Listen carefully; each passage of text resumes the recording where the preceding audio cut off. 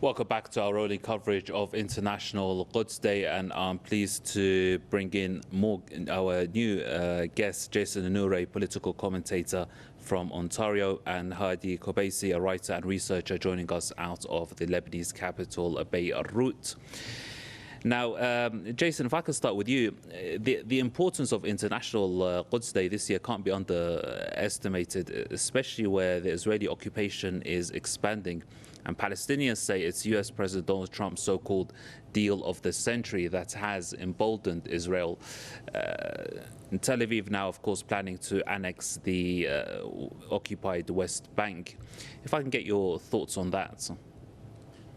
Well, to be perfectly honest, my thoughts are if this is the deal of the century, then it's the devil shaking hands with himself, because I think that's exactly what the best way to describe this. This is nothing more than a whole and complete endorsement of genocide by the U.S. administration to try to take whatever modicum, whatever little piece of land left the Palestinians have in order to essentially try to wipe them out for what is a settler colonial project. I mean, this is been a part of the U.S. expansionist strategy for some time, not just, I mean, primarily now the U.S., but also previously in many other Western imperialist countries, because essentially, there's always been a great conflict with the Arab world because the United States and whatnot are imperialist countries, and it has always been their desire to get a really full, strong foothold, and they did that through the creation of the illegitimate state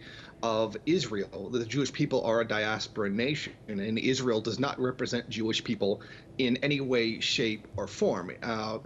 According to the Torah and other Jewish texts, Israel shouldn't even actually exist. It is something that is supposed to happen as a result of divine creation. It is something that God himself is supposed to create, not some kind of terrible racist experiment in colonialism that we see today that is created by what is primarily an evangelical lobbying group in the United States. They say AIPAC is Jewish, but if you actually look at who it is in AIPAC, or who are the registered members of AIPAC in the United States, the overwhelming majority of them are actually evangelical Christians. Or by contrast, you go and you look at who are the majority members of the Boycott, Divest, Sanction movement, and the vast majority of the people in the organization are actually Jewish. So what we have here is not just a settler colonial project, but one that is frequently lied about by taking the horrific acts that have been carried out against Jews, not just through the Holocaust, but through other issues as well, and then taking those and using those as a justification to create something that is an insult to them, is an insult to their religion, is an insult to human rights, and use that to essentially commit genocide against the Palestinian people. This is a very highly politically charged thing. I mean, you can very much see that those who are opposed to Israel's crimes are the anti-imperialist countries in the world. Those who are in support of Israel's crimes, or those who choose to remain silent in the face of overwhelming inhumanity, are those who are imperialist, or at the very least pro-imperialist themselves. So I think that makes this very clear as to what this is all about. This has nothing to do with trying to give the Jewish people compensation for a wrong that was done to them.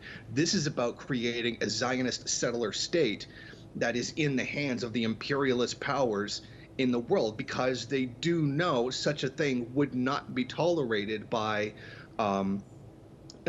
people who strictly do follow the Jewish faith, to people who do strictly follow the Islamic faith. Something like this is utterly reprehensible, and you don't even have to be religious to understand that. Anybody with a modicum of human decency would understand that simply mass moving people off of their land by force and then killing them and then building your homes on what is essentially the graves of their civilization is something that is monstrously evil, but it never should be something that should be done in the name of the crime of something that have somebody else. I mean, this is simply it's really disgusting the way this is. But to end this tangent and go back to your actual question, this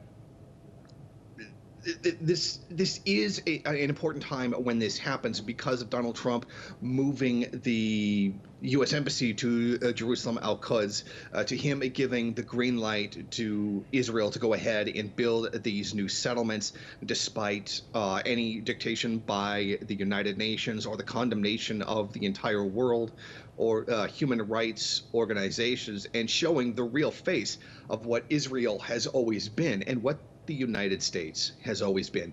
Organizations that have had no sympathy, no love, no compassion for the Palestinian people at all.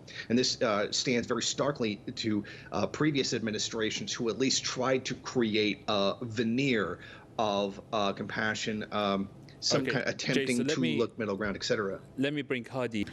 Jason, when we look at International Quds Day since 1979 and see these global protests, of course, this year the protests have taken a different shape, a different dimension, but the growing protests from Asia and Africa to Europe and elsewhere, America, does it show that a global resistance has been formed against Israeli, many would say Israeli apartheid? I think that definitely does show that there is a rising sentiment against Israeli apartheid. Now, for the longest time, many countries have been wary of saying anything because they only had one country to answer to, and that was the United States. And if you said anything that went against U.S. Foreign policy, then there was going to be some kind of punishment coming your way in some way or another. Not just simply saying something, but if you said or did enough, then there would be some kind of retribution for saying so. But in the last decade, or maybe even the past 2 decades, we've seen a decline of the U.S. empire and a rise of other countries to challenge it. And I think that has created a kind of breathing space for a lot of countries to be able to start expressing the displeasure that they have at the human rights abuses that Israel has been carrying out. I think that there's been a great transformation in what's actually being reported on the ground. I mean, I can see the difference between the way the situation in Israel and Palestine has changed, the way it's been reported just in my lifetime. Say the last 20 years compared to how it is now. There's more truth coming out, not simply one-sided lies that justify colonialism, but that other information that contradicts the truth that's beginning to come out as some news organizations are given more of a flexibility in what they're able to report. In other words, one of the things that I think is primarily responsible for that is the internet. And that creates a pool of information and access that did not exist previously in the last several decades. As the internet, as more people begin to be connected to the internet, the more information there is being available. And I think that has raised an awareness around the world about what has been going on. And that has been changing the minds of a lot of people around the world, even in many countries, even the global south, who previously may not have even known what the situation was going forward. They only had some vague notion of what was going on. But I think that knowledge being made available to not just the Western audience that are now starting to turn against it, but that it has enriched everybody's understanding, and that has allowed many of the countries around the world to begin to turn against it as well. And I think that kind of information, a greater flexibility in international relations. We don't live in a unipolar world anymore, has given a great deal of space to open up for a lot of countries to say things that were not previously acceptable, and more information available to people who previously did not have it.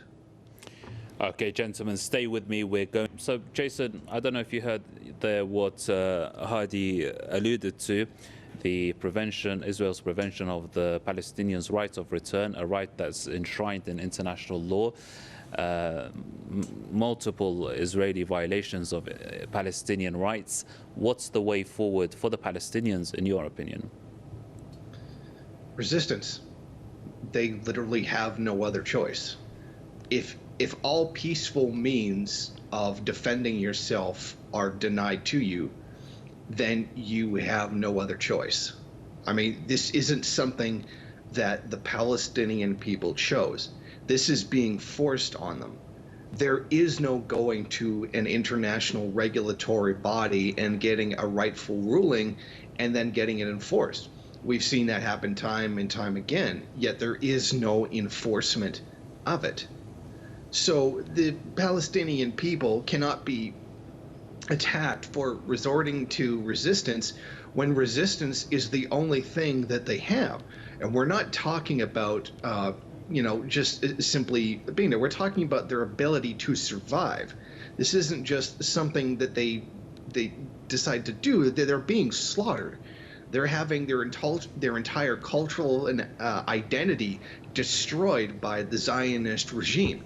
They have no choice but to engage in self-defense, and that even self-defense is the right of any person anywhere in the world, especially so of people who are under attack. You can't stand there, block every opportunity to come to some kind of peaceful agreement, which was never going to happen. The very nature of the Zionist state is to wipe out the Palestinians, and then just simply say that the Zionists can come to some kind of peaceful conclusion. They can't. The very basis of their entire existence is the extermination of Palestinians for an illegitimate and, frankly, not even actually Jewish state. So the Palestinian people aren't asking for certain representation or some of that. This is a fight for their very lives. Their very existence is what's on the line here. Israel lives with its boot on the neck of the Palestinian people. But there is no dialogue with someone who is choking you to the point where you can't speak or you cannot breathe. This is something the Palestinian people must do out of absolute necessity, and it is the moral obligation of everyone in the world who has even a modicum of an idea of what human rights are, or even have some kind of dignity for human life, to stand up against. The entire world should be standing in solidarity with the Palestinian people and their plight. Unfortunately, many of these countries are not doing so. Many of those who should be the closest brothers of the Palestinian people, other countries which are predominantly Islamic, other Arab states, care nothing for them in any way, shape, or form. They openly ally with the murderers that are Israel, and that's frankly disgusting. And with this situation, it's no surprise at all that the Palestinians would choose resistance, because they literally have no choice at all.